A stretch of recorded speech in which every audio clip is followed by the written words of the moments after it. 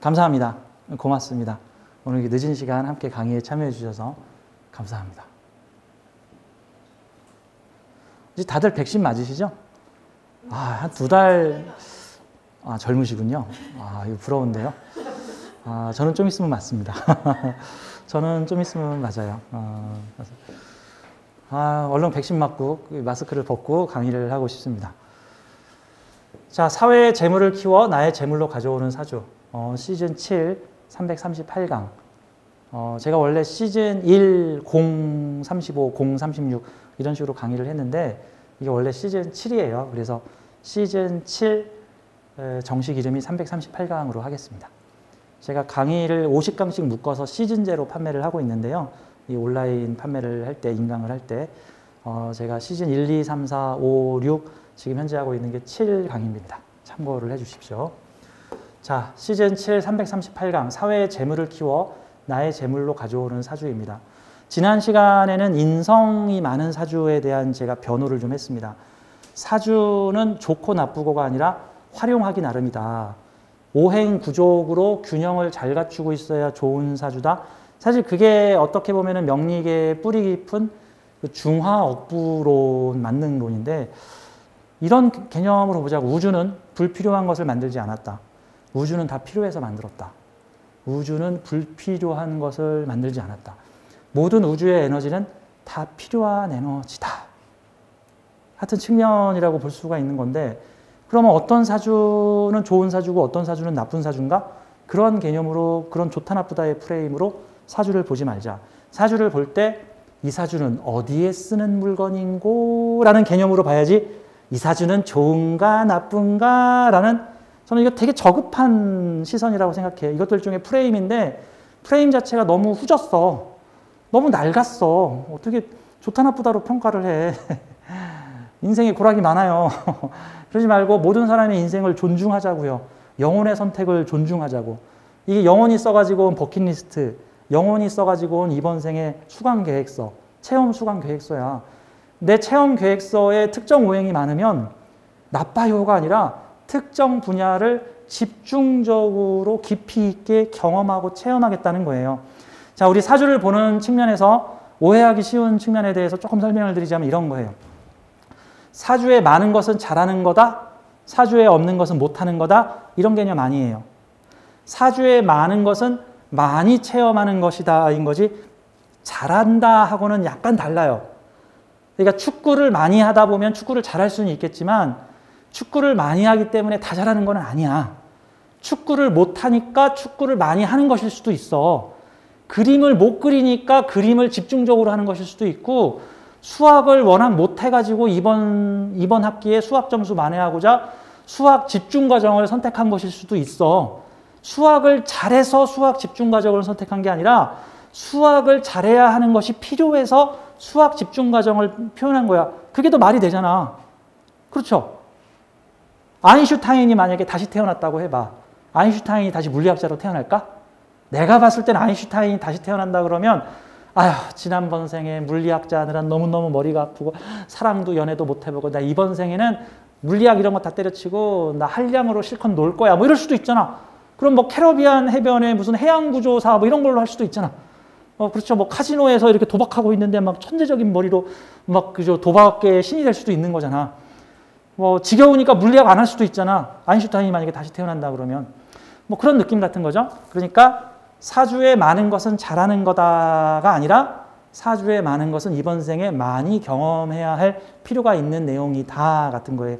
제가 사이버대학에서 동양학 과정, 그러니까 명리학 과정을 하고 있는데 제가 지금 4학년 과정인데 제가 4학년 과정에서는 전공 필수 과정 하나도 안 넣었어.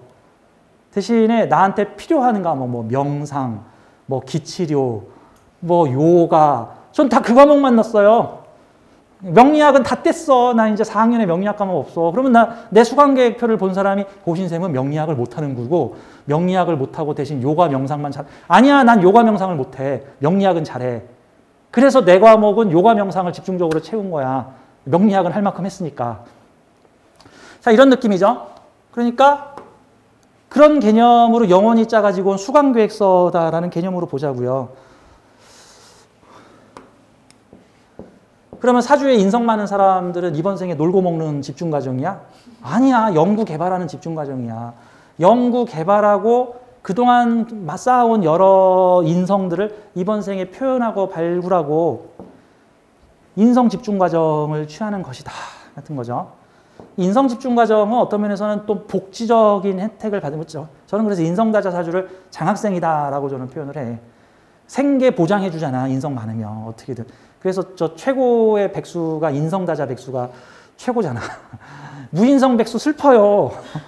무인성은 백수하기 힘들어. 무인성은 무조건 부지런히 일해야 돼. 무인성은.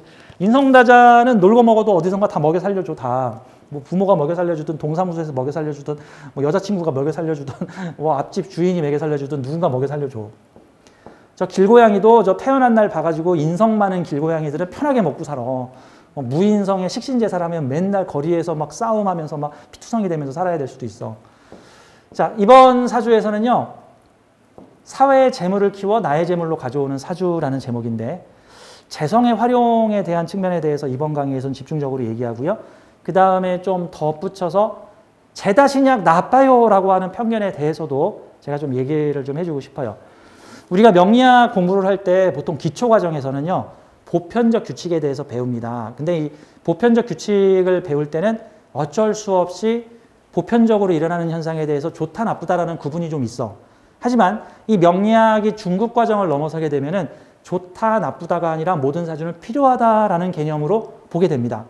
제가 음대에 가서 작곡을 배울 때 작곡에서 제일 중요한 게 화성법인데 이 화성법이라는 과정은요. 1, 2, 3, 4학년 때 배우는 내용이 좀 달라. 1, 2학년 때는 화성법의 규칙을 배우는데 이 규칙이 정답이 있어. 이건 옳고 이렇게 하면 틀리고 이렇게 하면 옳고 이렇게 하면 그래서 1, 2, 3학년, 1, 2학년 때 배우는 화성법은 금칙이라는 게 많아. 한 수백 개 돼. 수백 개의 금칙, 즉 어겨서는 안 되는 규칙을 지켜가면서 곡을 써야 돼. 그 규칙에 어긋나는 화성을 쓰면은 시험에서 떨어져. 근데 3학년이 되면은 슬슬 시험에서 그 규칙에 규제받지 말고 화성을 만드시오라고 나오고 4학년으로 가게 되면은 그 규칙 지킴은 걸려. 그 규칙 지킴은 이제 꽝이야. 규칙 안 지키고 자유롭게 창의적으로 곡을 만드시오라고 배워. 명리학도 처음 기초 단계에서는 규칙들을 배우고 그 규칙에는 이제 금칙들이 나오게 돼. 이거 하지 마. 이러면 안 돼. 뭐 이런 건 나쁜 거야. 뭐 이런 식으로 규정이 되는데 중간 정도 이상으로 가면 그 금칙 또한 다 필요해서 만들어진 거고 그 금칙이 어디서 필요한 건지를 알아야 된다. 그래서 사주의 일명 나쁘다고 하는 것들 있죠. 뭐 상관경관, 뭐 제다신약, 뭐 이런 것들. 뭐 비겁다자, 뭐 인다관설, 뭐 이런 상태들도 다 필요한 에너지다. 다 필요한 에너지. 그래서 오늘은 후반부에는 시간이 좀 남으면은 이 제다시장의 긍정활용법. 그냥 우리가 배우는 건 뭐예요? 인성이 많으면 어떻게 활용하면 잘 쓸 수 있는가? 인성이 많으면 나빠요. 끝! 이게 아니라 인성이 많으면 어떻게 쓸 수 있는가? 재성이 많으면 나빠요가 아니라 재성이 많으면 어떻게 쓸 수 있는가? 사람들이 참 재성과 관련해서는 없어도 뭐라 그러고 많아도 뭐라 그래. 그러니까 어떤 사주 해석을 보면 진짜 아전인수가 많어. 아전인수. 이 사람이 나쁜 사람으로 알려져 있어. 그럼 그 사람의 좋은 것도 이래서 나쁜 거야 라고 말을 해버리고. 분명히 돈 많이 버는 사주인데 겁재 하나 있다고 해서 이 겁재 때문에 다 베렸어. 뭐 이런 거 아니다. 그래서 제다신약의 긍정활용. 여기서 소개하는 사주들 제다신약 다 제다신약이에요. 이거 다 사주의 반이 다 재성이야. 반이 다 재성이야. 반이 다 재성. 잘 살아 근데 지금. 잘 나가. 잘 살고 잘 나가. 제다신약인데. 이제 명리계도 현실을 파악해야 돼요. 궁겁쟁제 거지사주라 그러죠. 궁겁쟁제 그 다음에 인설 이거 다 거지사주래. 궁겁쟁제 내 돈을 겁재가 가져가요. 인설 내 아이디어를 겁재가 가져가요. 아니야. 우리나라 시가총액 최고 부자가 나오셨는데 이분이 카카오 그룹의 김범수 회장. 근데 김범수 회장이 궁겁쟁제의 인설사주예요. 내가 가진 인성을 겁재가 가져가고 내가 가진 재성이 겁재가 가져가는 형태야. 그럼 뭐야? 내 아이디어 겁재가 뺏어가고 내 시장과 내 돈 겁재가 가져가는 거잖아. 그렇게 해석하면 안 돼.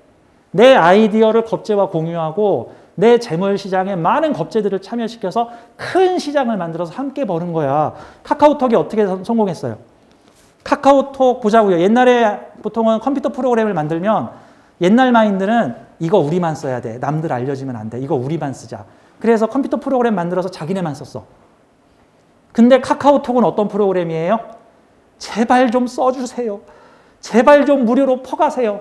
제 아이디어 좀 다 퍼가세요. 제 인성, 그래서 문화를 만드는 사람이야. 그래서 인성이 비겁들에 둘러싸여 있으면 문화를 퍼뜨리는 사람이에요. 내 아이디어를 퍼뜨리는 사람이야. 그래서 그 사람이 공유 플랫폼인 카카오톡을 만들어서 전 국민과 전 세계 사람들의 휴대폰에다가 쫙 깔았어. 그 다음 거기에 수익 모델을 집어넣는데 어떤 수익 모델이야? 카카오 프렌즈, 카카오 게임, 카카오 쇼핑, 카카오 이모티콘, 카카오 택시. 이게 뭐야? 카카오톡이 먹고 사는 거야? 아니면 협력업체 죄다 붙여가지고 같이 먹고 사는 거야? 이게 협력업체 붙여서 시장 파이 키워서 같이 먹고 사는 거예요. 만약에 김범수 의장의 사주에 비겁이 전혀 없잖아? 그러면 내가 만든 카카오톡 우리 직원들만 쓰네. 그리고 내가 포도시 카카오톡 팔아서 그냥 요만한 시장에서 소프트웨어 요만한 거 만들어서 파는 사람 되는 거야. 근데 거기에 대문박, 연주 자리에 있는데 무작위 특정 다수의 비겁들이 붙으니까 불특정 다수의 수많은 사람들이 내 인성을 퍼가, 내 아이디어를 가져가, 내 카카오톡을 다운받아가 무료로. 그 다음에 수많은 사람들이 그 인성 위에 올라가 있는 재성, 즉 카카오톡이라는 문화 위에 올라간 재성 시장을 함께 벌어. 즉 군겁쟁제는 도둑놈이 내 돈을 가져가요가 아니라 비겁들과 시장을 공유하여 파이를 키워라. 이런 식으로 사주를 이제는 공부를 해야 된다. 군겁쟁제 나빠요가 아니라 군겁쟁제는 어떻게 활용할 수 있나요? 우리는 이런 관점으로 사주를 접근해야 돼. 군겁쟁제는 나쁜 거라면서요?가 아니라 군겁쟁제를 어떻게 활용할 수 있나요? 즉 나쁜 게 아니라 어려운 미션이다예요. 그럼 김범수 의장은 어려운 미션을 수행한 사람이지 나쁜 사주가 아닌 거야. 즉 일반 평범한 사람들이 그 사주를 썼으면 정말 폐해가 많이 나올 수 있어. 옛날 마인드를 가지고 있으면. 그 사주를 아주 잘 쓸 수 있는 마인드로 활용했다. 우리는 이 현대사회에 사람들의 생년월일이 공개가 되고 성공한 사람들의 생년월일, 유명인들의 생년월일이 공개가 돼서 그 사람들의 사주를 연구를 할 수가 있어. 조선시대하고는 달라. 그러면 이제 캐캐먹은 명리학의 옛날 방식의 규칙들에 얽매이지 말고 요즘 현대에서는 이 사주가 어떻게 쓰이고 있나를 연구 분석해야 되는 거예요. 즉 제다신약 사주는 나빠요. 이일 저일 기웃거리다가 허리만 휘어요. 실속도 없어요. 라는 식의 제다신약 비하하는 형태로 하지 말자고. 저는 이런 것들이 꼭 어떤 느낌이냐 하면 명리계의 순혈주의 같은 느낌이 들어. 명리계의 순혈주의. 이거 나쁘고 저거 나쁘고 요거 나쁘고 저거 나쁘고 요거 저거 요거 나쁘고. 좋은 사주 보여라. 이런 것 같은 거. 그래서 명리계가 대중화되는 데에 가장 큰 적이 뭐냐면은 내 사주 때문에 좌절하는 사람들이야. 명리계에 좋은 사주 1개, 나쁜 사주 9개라고. 명리 이론식으로 가면 좋은 사주 하나에 그 좋은 사주 하나도 어떤 사람이 붙으면 얼마든지 난도질할 수 있다고. 그러니까 내 사주가 뭐 관성이 많다든가 뭐 재성이 많다든가 그러면은 명리를 조금만 알게 되면 좌절을 해. 아, 내 사주 배렸구나. 근데 대체로 명리에 관심을 가진 사람들의 상당수가 삶이 힘들어서 명리에 관심을 가졌거든요. 삶이 잘 나가서 명리에 관심을 가진 사람은 열의 하나고 열의 9은 삶이 왜 이렇게 힘들까? 난 열심히 노력했는데도 왜 내 삶이 이렇게 나락으로 빠졌을까? 뭔가 좌절을 겪은 사람들이 대부분 명리에 관심을 가지고 운명을 기웃거리게 되는데 그러다 보니까 내 사주가 이래서 나쁘구나, 더 이상 공부할 필요 없구나 하고 관심 좀 가지다가 다 튕겨나가. 이게 뭐냐고. 그러니까 다시 한번 말씀드리지만 제다신약 나빠요. 군겁쟁제 나빠요. 이런 형태로 접근하지 말고 제다시장을 현대사회에서는 어떻게 활용하면 좋은가요? 이러한 관점으로 사주를 보자. 모든 사주는 다 필요한 사주다. 좋고 나쁜 것이 아니라. 미션이 어렵고 쉽고 이렇게 할 수는 있으나 좋은 사주, 나쁜 사주가 아니다. 제가 지난 시간에 스턴트맨의 비유를 했죠. 스턴트맨이 오토바이를 타고 공중 2회전을 한 다음에 불속을 뚫고 착지하는 역할을 맡았어. 그게 나쁜 역할이야? 어려운 역할이야? 나쁜 역할이, 죄송합니다. 나쁜 역할이 아니라 어려운 역할이잖아. 스턴트맨이 공중 2회전으로 오토바이를 타고는 불덩어리를 통과해서 다음 장면으로 가. 그거 성공하면 그 스턴트맨 어떻게 돼? 대박이잖아. 와, 그런 어려운 미션을 성공시킨 스턴트맨. 여기저기에서 부를 거 아니야. 그쵸? 그러니까 10번 하면 9번 실패할 거 아니야. 하지만 10번 중에 한 번은 성공할 거 아니야. 어려운 미션을 수행한다라는 개념으로 가야 되는 거예요. 자, 오늘 사주는 재성에 대해서 다루는 사주인데요. 제가 보통은 좀 의미가 있는 사주들을 좀 설명을 시키는데, 자, 이렇게 보자고. 사주가 좋아야 세상이 평탄한가요? 라고 물어본다면, 저는 사주가 좋아야 세상이 평탄한 게 아니라, 마음그릇이 넓으면 세상이 평탄하다고 저는 얘기합니다. 마음그릇이 요만하면, 마음그릇이 요만하면 세상이 아무리 사주가 좋아도 세상이 힘듭니다. 그러면 사주가 좋으면 마음그릇도 넓어야 되는 거 아닌가요? 그거 무관합니다. 사주하고 내 마음그릇은 별개예요. 네, 별개야. 뭐 사주가 좋으면 마음그릇이 그런 거 아니야. 사주가 좋은데 마음그릇이 작을 수도 있어. 내가 삶에서 많은 도움을 받고 이쁨을 받고 사랑을 받고 인생에서 어려운 구석들이 술술 흘러가지만 사소한 거 작은 거에 화내고 분노하고 하면서 자신이 복을 받고 있는 거 싹들이 까먹어버리는 사람들도 있는 거니까. 자, 재성에 대해서 오늘 주인공 사주는 요 사주인데요. 오늘 이 사주를 좀 보여드리는데 이 사주를 보면서 좀 설명을 하죠. 제가 마음그릇을 얘기한 이유는 이런 겁니다. 사주 볼 때 마음그릇, 인생을 살려면 마음그릇이 넓어야 된다. 사주 볼 때도 마음그릇을 좀 넓히십시오. 자, 마음그릇이 좁은 것과 넓은 거의 차이를 좀 보겠습니다. 자, 이 사주를 풀 때 마음그릇이 요만하다! 그러면 사주를 뭐라고 풀어주냐 하면은 사회의 재물 지키는 사람. 이 돈이 내 돈이야, 사회의 돈이야. 월지 제격이니까 사회의 돈이죠. 근데 이 유금 옆에 사와 붙었으니까 사유 합된 돈이죠. 이거 누가 키운 재물이야, 그러면? 내가 키운 거야? 얘가 키운 거잖아. 재주 가진 비견들이 키워서 재물과 관을 세운 거잖아. 그러면은 내가 있는 조직은 기술 조직. 이게 정관 옆에 상관 붙었으니까 기술 조직. 그 다음에 상관경관 당하고 있으니까 계속 변하고 혁신해야 되는 조직. 조직의 돈을 관성 들고 있으니까 지키는 사람이야, 이 사주는. 그럼 조직의 돈 지키는 사람이야, 이 사주는. 이분이 여성분이신데 그 사주를 보러 왔는데 제가 이 사주를 보면서 이렇게 얘기를 했습니다. 회사를 다니시면서 회사에 높은 실적과 비용 절감을 수십억을, 제가 이렇게 그냥 딱 액면 그대로 이 사주가 회사에서 20억쯤 벌었다고 쳐요. 그럼 아마 본인한테 아마 보너스 한 200만 원 정도 나올 거야. 그럼 본인 입장에서는 엄청 억울할 거야.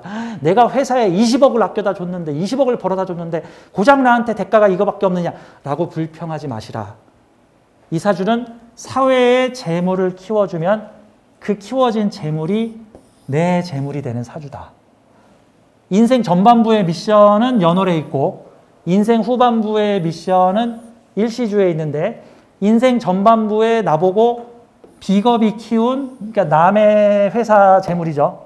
이게 회사 실적 올려주는 사주야, 이렇게 되면. 내가 살아가는 관이 지키는 관의 재물을 내가 지켜야 되는 사람이야. 정관 들고 지키는 사람. 그러니까 사회의 기업의 재물 관리자라는 뜻이죠. 사회 재물 관리자야.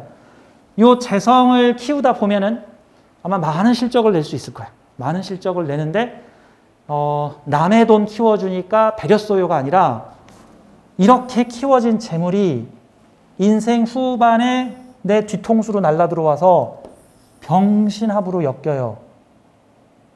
이게 한마디로 말해서 이게 조선시대 버전으로 해석을 하게 되면은 지역 소금 장사 집에 가가지고 장사 잘 되게 해줘서 소금 장사 돈 벌게 해주다. 소금 장사 부자 만들어주다. 그랬더니 그 소금 장사 부자 만들어주는 나의 경험과 경력이 쌓여서 나도 부자 되다. 같은 사주야. 그럼 이 사주가 만약에 소금 장수 망하게 만들다. 그러면 나중에 나도 쪽박 차는 거야. 왜? 사주의 세계는요, 매우 오묘한 거예요. 사주의 세계는 시공간이 서로 얽혀 있습니다. 어떻게 얽혀 있어요? 자, 시간에 있는 재성은 병신합으로 인생 후반에 나의 재물이죠. 근데 이 재물의 근원이 어디죠? 인생 청년기, 인생 전반부에 관의 재물에서 투출된 거야. 그럼 이 둘은 연관성이 있는 거야. 즉, 젊었을 때 내가 회사 돈을 키워주면 인생 후반부에 내가 규모가 있는 돈을 다룰 수 있게 되는 사주인 거예요. 그래서 제가 회사에 20억 정도 벌게 해줬는데 나한테 보답이 적더라도 실망하지 말고 지금 그게 미래에 당신의 돈을 벌고 있는 거니까 그렇게 회사 돈 아끼고 절약하게 해주면 당신이 말년에 큰 돈을 다루게 될 것이다. 라고 얘기를 했어요. 그랬더니 이분이 깜짝 놀라면서 제가 작년에 회사의 실적을 30억을 경비를 절약시켜줬는데 저한테 딸랑 무슨 한 2, 300만 원 주고 나중에 보답할게 라고 해서 제가 화가 나가지고 왔습니다. 라고 얘기를 하는 거야. 제가 화가 나가지고 왔습니다. 보죠. 이게 남의 돈이잖아. 남의 돈 때문에, 남의 돈 지키는 일을 하고 있는 사람이잖아. 그것 때문에 스트레스가 있겠어, 없겠어? 자유기분이잖아. 이게 남의 돈 때문에 내가 걱정하는 사람이잖아. 보세요. 이게 내 돈 지키는 사람이야? 남의 돈 지키는 사람이야? 사회의 관의 재물 지키는 사람이야. 이게 만약에 조선시대 관청에서 근무했으면은, 이게 뭐죠? 저 관청에 지금 쌓아놓은 곡식 지키는 사람이야, 이 사람은. 그 관청의 곡식이 비면은 내가 책임져야 되는 사람이야, 이사주. 관의 뿌리가 나한테 있잖아. 그러면 이게 내 책임인 거야. 관의 뿌리가 나한테 있으니까. 근데 자유기분이니까 금생수가 마음에 들겠어, 안 들겠어? 금생수가 마음에 안 드는 거야. 이 자수가 마음에 들려면 이게 신금이어야 돼, 신금. 그러면 신자 합수로 내가 확실하게 사회의 재물을 통해서 내 관성이 키워지는 건데 자유기분은 금생수가 잘 안 돼요. 유금도 중요하고 자수인 나도 중요한 거니까 이런 경우가 꼭 뭐라고 표현할까? 제가 이렇게 이게 자유파도 되고 뭐 자유귀문도 되는 건데 이 파라는 게 뭐냐 하면은 금생수 해주다 수틀리면 그냥 파! 야야야 깨 그냥 아니 안 해 뭐 이런 거 같은 거죠. 꼭 뭐라고 표현할까? 내가 외국의 사신으로 갔는데 세상에 그 외국으로 사신으로 갔는데 그 외국 나라의 공주가 내 시중을 들려고 시녀로 왔어. 만약에 그 시녀한테 시중 받았다가는 나중에 내 모가지가 잘릴 수도 있어. 그러면 시녀가 시중하러 왔는데 이거 공주님 여기서 뭐 하시는 겁니다. 이거 제가 하겠습니다. 아니 목욕물을 아니요 제가 하겠습니다. 시녀님은 여기 계시면 안 됩니다. 얼른 가십시오. 뭐 이런 거 같은 거예요. 그 인도 속담에 이런 게 있는데 그 왕이 신하한테 하얀 호랑이를 선물을 해. 그러면서 왕이 호랑이란다. 하얀 코끼리를 선물해요.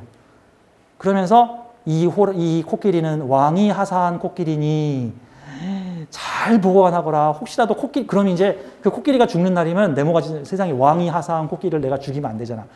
그러니까 왕이 하사한 코끼리를 일도 못 시켜. 오히려 내가 그 코끼리를 돌봐야 돼.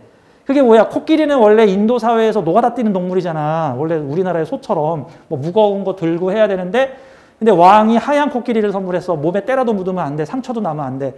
왕이 선물한 코끼리를 받으면은 그거 노예로 쓰지도 못하고 그 코끼리 먹을 거 다 대주면서 코끼리 절대 죽으면 안 돼. 골치 아프죠? 이게 꼭 느낌이 이거야. 그 느낌이 왕지끼리 생활 때 오묘파, 뭐 자유파, 왕지끼리 생활 때 종종 그런 일이 나타날 수 있죠. 이 사회의 재성이 나의 관성을 생하는데 나의 관에 직접적으로 큰 영향을 주는 것도 아니야. 금생수가 얼마나 되겠어. 요만한 보석 덩어리가 금생수를 하는데.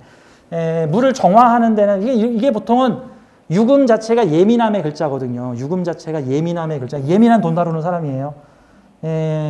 이 재성은 되게 예민한 돈인 거야. 민감해. 자유기문이야. 잘못하면 내 모가지가 내 직분이 날아갈 수 있어. 이분이 대학병원, 우리나라에서 이름만 대면 알아주는 3대 대학병원 중에 하나인